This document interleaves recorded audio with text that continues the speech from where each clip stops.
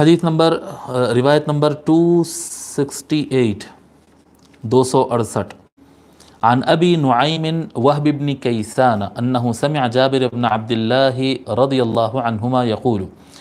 ابو نعیم وہب بن کیسان، یہ نام لکھیں آپ کیونکہ ہم فقہ کے چیپٹر میں آ گئے ہیں، چیپٹر آف فقہ. اس چیپٹر میں تابعین اور تبع تابعین کا نام بہت زیادہ آتا ہے. ابو نعیم وہب بن کیسان، ابو نعیم وہب بن کیسان، یہ تابعی ہے اور مدینہ کے رہنے والے تھے، اور حدیث شریف کے روات میں آپ کا نام آتا ہے.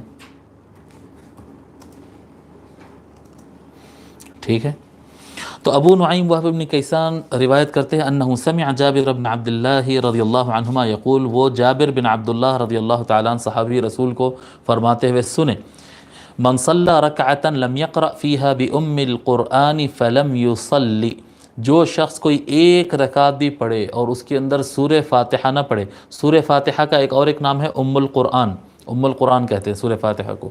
اگر کوئی شخص ایک رکعت بھی نماز پڑھے اور اس کے اندر سورہ فاتحہ نہ پڑھے تو اس کی نماز نہیں ہوگی، الا ان یکون وراء الامام، سوائے اس کے کہ وہ امام کے پیچھے ہو. اگر امام کے پیچھے ہو تو اس کی نماز ہو جائے گی، اور اس کے علاوہ دوسرے موقف میں اس کی نماز نہیں ہوگی.